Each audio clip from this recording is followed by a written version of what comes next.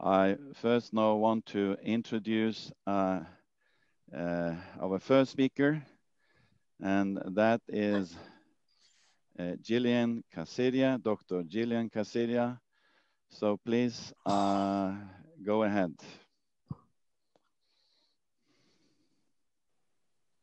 Thank you, Frank. Good morning, everyone. It's a pleasure to be here. You work with Bishop Rele under the National Fellowship for Born Again Pentecostal Churches, but also I work with Makerere University in the School of Education in the Department of Foundations and Curriculum Studies. I'm a curriculum expert. And today I'm just going to share a little bit about what we are doing and how this vision looks like on the ground, because in Uganda, we've done a little bit more work regarding the education revolution vision. So with Bishop Rele, I was able to meet Professor Vishal, and meeting him, I followed him in the United States, spent some time in his home, and in different meetings in the US and in South Korea. But in these two meetings, I got to understand the vision even more. I got to meet David Gillian, who is in the US, and he already has a church school in his own church, and to hear testimonies from Indonesia where they've used this vision or implemented it in their countries and where it has helped them. And my heart as an educator was excited. And the reason it was excited was that the curriculum or the education revolution would allow us to train masses. The whole original plan that God had when he gave the 10 commandments and told the Israelites to follow the 10 commandments, read them, write them on the tablets of your hearts. They were not literate then, but God had in mind mass education. And this is what we're going to do. As you know, in our African countries, many children are not even given a chance because maybe they're poor, maybe they're disabled, maybe their parents don't know. Then the second thing is that this education is going to be affordable. If children are going to learn online, they're going to pay, but not as much access to both male and female, people in villages and people in towns. But what excited me as a Ugandan, as an African who has worked in curriculum design and development in different African countries, was the fact that it is mass education that we're proposing, but quality education. Quality education in the sense that you can be able to pull the best mathematics teacher and get their lessons from either Kenya or Nigeria or in the cities of Uganda and draw this lesson and project it or make it available for the children in a village school, so that the difference between local and rural and local and international will actually be reduced as a result of this education. You know that on the African continent, most of the curricula that we use is subject-centered, content-laden, that leads to teacher-centeredness, examination-centeredness, to an extent that everything educational has been removed. Just we only have content enthroned, that it is content, and examination at the end of it. And so we have people who are not employable. They don't have the skills, the attitude, they don't even have the heart for the nation. And that is why, even as we think about fighting corruption, we need to go back to the education system. The education that Vishal proposed, and now a larger team in the world, is hybrid education. Hybrid in the sense that we will have education partly a mix of online learning, a mix of face-to-face learning, a mix of online and offline, where children would be developed as individuals and in collaboration with others, where they meet for discussion and problem solving together as teams, and then go outside and work by themselves. A mix of collective learning, a mix of individuality, and so that we are developing not only the skill of one child, but we are developing a team all together. Because of hybrid education, we are going to be able to achieve more. And in my heart, I'm still excited. I know we've been disadvantaged in many ways as Ugandans, but this is an opportunity to take our nations by surprise. We're going to be working from the underground. An example, in Uganda, we have more than 65 villages, and each village has a church. And because of that, if we put the church back into the matrix, we will have a pastor, a trained pastor. I will talk about the training of this pastor. We'll have a pastor who needs a smartphone and internet and a projector screen, and they can be able to give an amazing education. They supervise it, they disciple the children, and by the time Sanballat gets to know that we are actually working on, we are changing the children and we are changing the education in the country, we will have so many people trained. So for instance, if we started with children who are 10 and gave them this kind of education we are envisioning, in 10 years, they will be ready to vote, they will be ready to stand for, they will be able to stand in positions of responsibility, they will be parents, and that is important. And our hope is that they will teach what they have learned to their children. So we are envisioning small churches with an academic pastor. Academic pastors are pivotal in the whole scheme of things. And so we are envisioning them in their churches learning, men and women coming in for university, college education, for primary school, elementary school, or high school. They're coming in for a few hours. The children will come in and get early childhood education. And by the time we go where we want to, give us 10 years, give us 5 years or 2 years, with this in effect in many parts of the world, we will change the way the countries think, will change the culture, the songs in the nations will change. So I want to talk a little bit about this academic pastor. In the country, I've been working together with Vishal and the rest of the team, and 5 Ugandan universities, Christian universities, to design a program that will train these academic pastors. The program has a lot of theology, but not the theology in theological schools. It is twitched a little bit to teach it, as Vishal says, world-viewishly, to look at what does God say about the legal system? What does he say about education, about farming, about family? So that the academic pastor has this on his fingertips. He knows how to read the Bible. His discipline is in place. But at the same time, he will develop important skills. He will write papers, he will present papers, he will organize meetings at village level in his own church, he will do a project in his own family, an income generating project in his own family, and influence the community. He will mentor 5 or 6 young other people in his church. As he comes to study, he will mentor the others at his village level. But because we're working with universities, the curriculum we have designed is going to be presented in the National Council for Higher Education. The universities will submit these individually through their Senate their Senate Council and councils, and then the curriculum will be implemented. So I want you to imagine if we had, do you hear me, Frank? Am I okay? Okay, so I want you to imagine if we opened up and we had all these pastors come in. We have so many pastors who are serving God genuinely. I'm not talking about the self-made pastors. I'm talking about the pastors who are called by God and they're looking to minister to their nations. And imagine them trained and they go back home and mentor 3, 5 others, and then they train in their churches.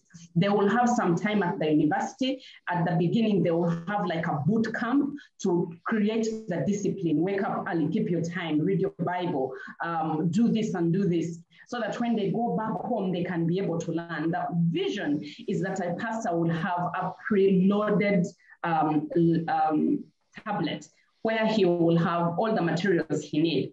So he can read and write assignments, he can do his tests online, and he can also do the examinations at the university, which I think we shall influence so that they are not recall of facts, but the pastors are doing a lot more. We have partnerships with other institutions in the country that design programs to help pastors and everyone in the country to be able to develop skills. So for example, most of the pastors in Uganda will have a big congregation, or part of their congregations who are farmers. Does this pastor have a message for them? Does this pastor know anything about farming that he can be able to take them to another level as far as farming is concerned? So we're looking to influencing the country slowly and from the grassroots, that by the time we are ready to face the world, we have done a lot more. I know there's going to be a lot of opposition, but opposition has always been there. The opposition will come and do what they are meant to do, and we will do what we are doing. So strategically, we have designed this curriculum, and we hope we will be able to implement it to start on the admissions before this year ends. That is our prayer.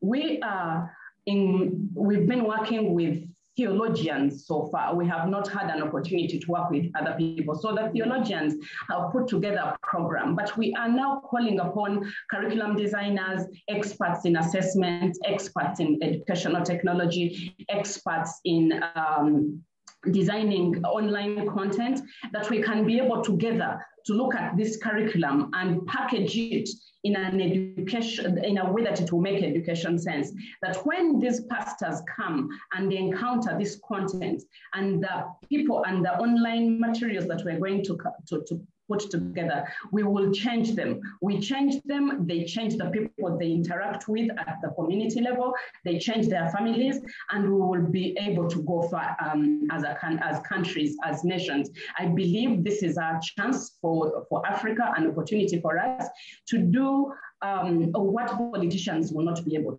to do what other people will not do. So we call upon educators, we call upon all Christians in the marketplace. We need the legal system, the legal fraternity to begin looking at the laws of the country and see, do we have an opportunity if we were ever challenged in courts of law? Can we be able to defend this kind of movement? We need businessmen, we need farmers on our team so that we begin redesigning the curricula.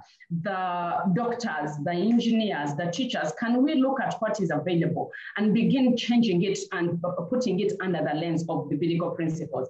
Because when we start with the academic pastors, we will also start probably with preschool or students who are in high school and they need this education. The benefit that we will have is that we will have materials that are developed under the guidance of the theologians, or rather that are designed and integrated so that we can be able to have both the content and the values. We need to excite the heart of our children in the schools. Normally or usually our children come and they learn to speak English and they learn to recall what the teacher has given to them. We want to go a little bit further. I've worked with African countries that have grand plans, but the grand plans are in laptops, on their laptops. On the ground, they don't have the structure. So we're calling upon African scholars to come join us. Let's move this thing. Let's move our education to a place where we will also be proud that in our old age, we will see our children, the children that we have trained, take the country and lead it the way they should lead it towards the Lord. We shall see families that are stronger. So we are used to curriculum that is content-based, and so it is difficult to even think about this box, but we invite you, let us come together and design a hybrid curriculum, not a content-led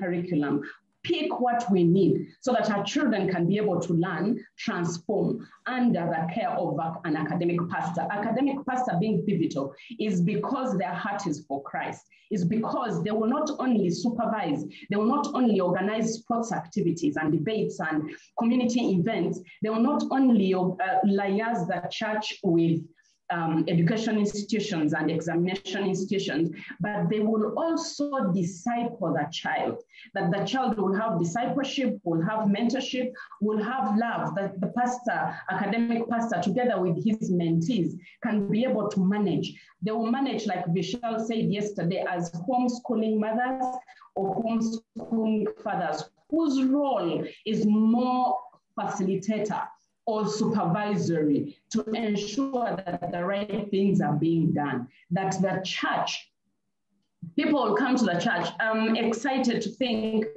that politicians at village level will come to meet with the academic pastor to question, if I go through, what do you think I should do? So that the church, for once, will become the center of the village, the center of what the countries are doing. I'm blessed to be part of this. I'm blessed to be part of what is happening in the country, but globally, as far as the vision is concerned. I will want to stop here, but say that if you are there and you're a curriculum designer, you're an expert in pedagogy, assessment, and educational technology, please register. Let us meet same time next week and talk about what we can do to this curriculum that is already designed. I'm thankful that some of the people that contributed to the design of this curriculum are in this meeting today. Thank you, people from all the universities that you have come from, that we can be able to take it to a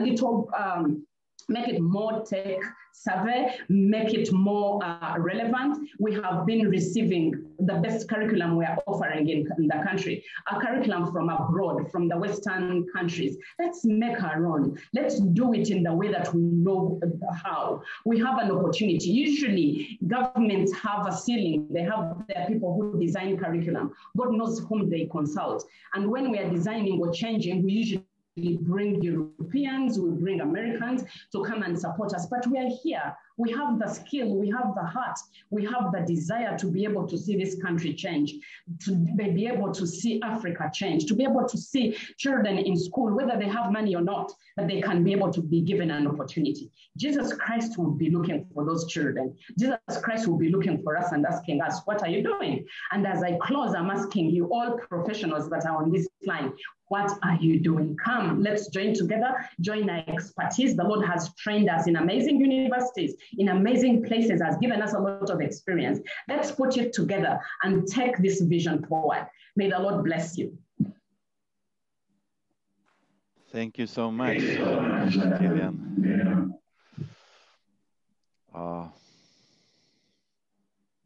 You hear me? Yeah. Yes, we can hear you, Frank. Go ahead. Good. I hear you. Gillian, thank you for a very inspiring talk. This was very fascinating. This is great. There is coming in a lot of questions, and we are going to go through them. But I just want to wish everybody welcome again to this session. It's an International Christian Scholar Digital Summit that we have here all together. And we are here because we love God, our Father, and the Son, Jesus Christ. But we are here also today because we love Africa and we want to see an African education revolution. I also want to remind us that we are hosted by the Institute for National Transformation, but we belong also to the Kingdom Education Fellowship, initiated by our big mentor, Vishal Mangalwadi, and also hosted by the Truth and Transformation Organization in Europe by Andreas Wieland, and there is many more in the network. So welcome all, and hopefully you enjoyed this time together with us. then we should start on looking at some of the questions, and hopefully we can give some answers. Andreas, are you? Yes, I'm ready. Mm-hmm. So there's a question that has come up, I think, 2 times. That question is, some church leaders and churches have already started Bible schools under churches and in churches. It seems the ground is somehow prepared. The question is, how can churches that have already started some Bible training or school or something like that, how can they connect with the movement? And what would you suggest? Obviously, that's not such an easy question to answer, but Gillian, maybe you want to go ahead because you suggested something. Thank you very much. We already have such groups that we are working with. And what was holding us was completing this curriculum, which we have done. And now we're going to reconnect with everybody else. We don't want to work alone. We cannot lead this. We need people to come and lead it. We need people to come and take part in it. And so we will be able to contact everybody that is available to not only look at the curriculum and give us their views, but also to register for the course when it is advertised. Okay, and maybe I can add, obviously, we plan to start an Africa Education Revolution website that is going to be talked about today more. You'll hear more about that, so stay tuned. And there will be connection possibilities for you. The second question here is, how will the program link in and cater for lower education systems such as primary and secondary?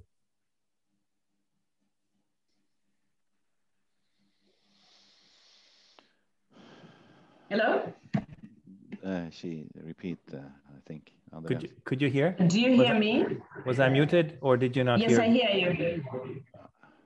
I had the question. I just realized that you are off. Okay, so the program, I think Vishal will add on this later, will include both preschool, primary school, secondary school. Unless we do this, then it won't be a revolution.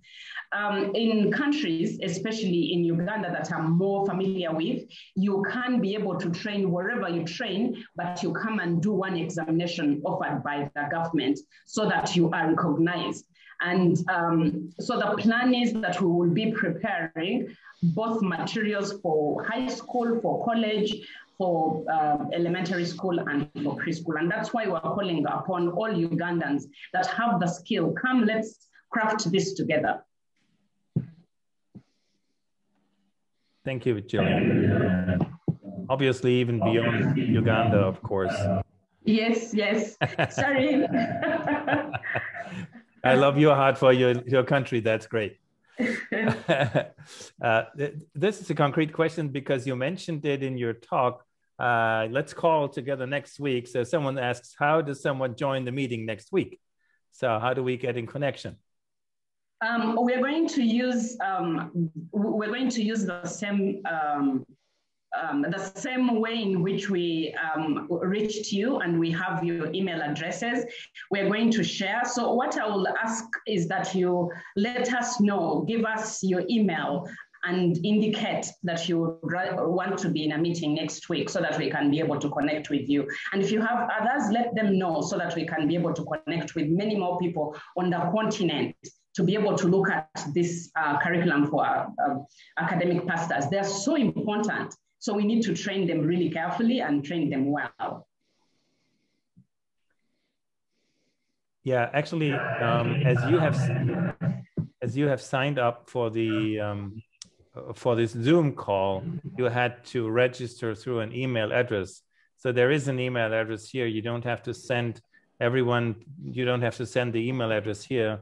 You will get an update automatically, and if you will have the option to opt out of receiving further emails, obviously. So we will not spam you with any information that you're not wishing to get.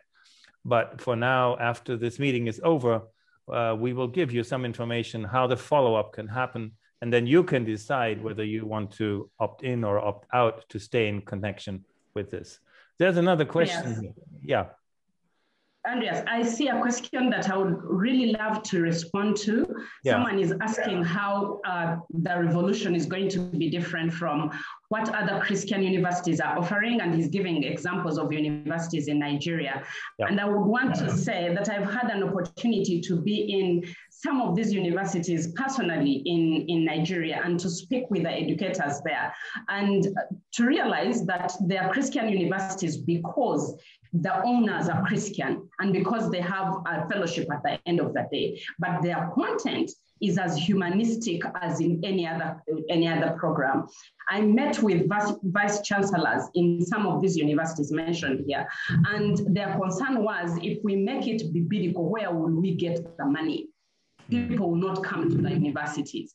And so I would want to say categorically that what we are proposing is that the content will be reviewed under the leadership of the Holy Spirit, under the Word of God. And we will be not just giving content, whether it's in the legal system or in the medical schools, we will be doing it to ensure that we have the content, but we have the values as well. We have left the heart of the child, and in training, we leave the heart, and therefore we are giving content that does not change.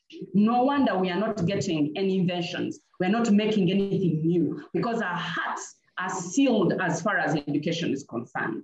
Mm-hmm. Thank you. That's Andreas, yes, just yes. one thing.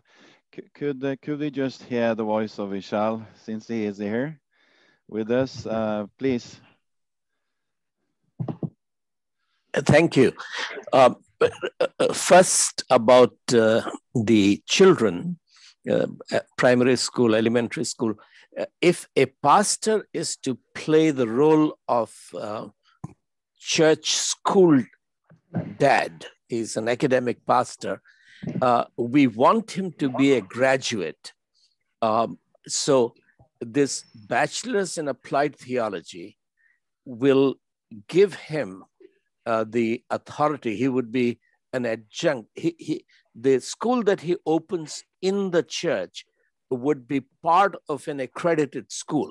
So a school that is already registered, but is too far away, and the village cannot afford a bus.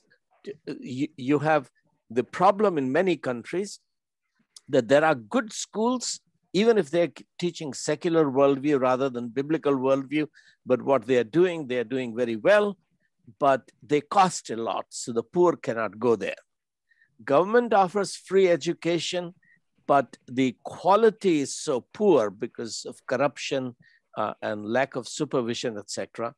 So here is an alternative to two, that if you can give high quality education to primary school, middle school kids in the church or a building next to the church in which the community is involved, the person in charge should be a graduate. If he is running college classes, he should have a master's.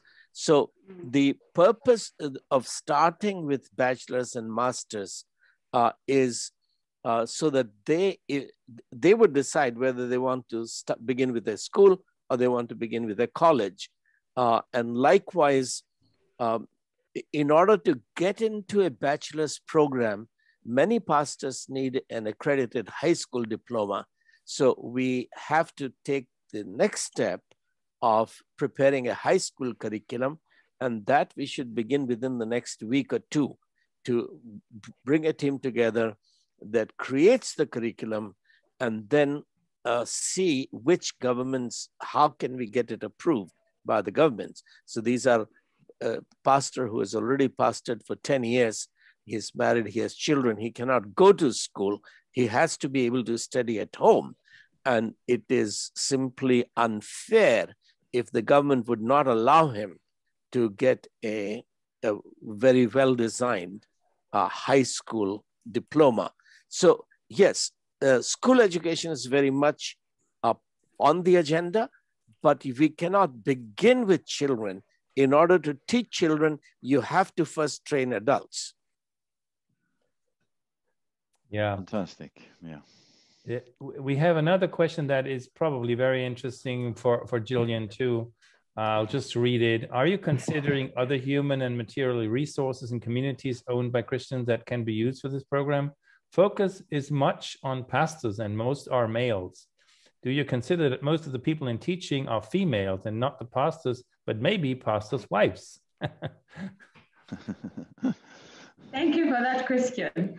Yes, in the process, we're going to be identifying online materials that fit within the vision that are biblical, and then we'll be using them. Some probably will be commercial, but others will be free. So we will be using the resources that are available. And where we don't have particular resources, we will develop them. That's why this scholars meeting is very important. And then when we talk about pastors, sometimes it could be a youth leader, sometimes it could be somebody in the church, not necessarily male, but someone in the church who can be able to do this. And pastors' wives, they're welcome. They have the heart of Christ. They're welcome. They're welcome. The program is not for men. I wouldn't be here. Although I work with mostly men, but I wouldn't be here. Mm-hmm. Yeah. Okay. Do we have to stop there, or we have more time, Andreas? Well, there's one last, I think one or two last questions or comments that are important maybe to listen to. One is Sean pointed me to that. We should mention that obviously this revolution is also very different from everything else in that it is affordable. So we have highest quality, yes, and at the same time affordability, and that's what has not been brought together by anybody else before, because we have excellent programs in Africa, but they're not affordable. And then we have affordable programs, but they're not good. So what we want to do is put together optimum quality with affordability. And that is something that makes this revolution unique too. Is that right, Gillian? Do you agree? Yes, yes. Okay. Yeah. There is a lot more. Yes, I agree. I agree. Go ahead. Go ahead. There is more questions, obviously. Yes, we have the accreditation questions that are in the room. I'm sorry, obviously there's a time lag. So that's why Gillian reacts later than we wait. And but there's other questions. There's other questions in the room. We won't be able to talk about now, but we will tackle all of these. And I would like to point you to the book again, because many of your questions are answered in the book, because we cannot bring a 750-page book content into a 15-minute presentation. That's not possible. Yes. Yeah, so the link to the book is going to be given, I hope. And so thank you, Gillian, again. Fantastic. I mean, this is so interesting. And please, all scholars, all professors, whatever university employee, please help us out here. Come and join us together. I'm a professor here at this university. Come, let's join together in this forum here. Let's all the scholars help the pastors. Let us help in the name of Jesus. Let us help the churches so that they can go on and spread the truth, spread the transformation power, and make a revolution into education. So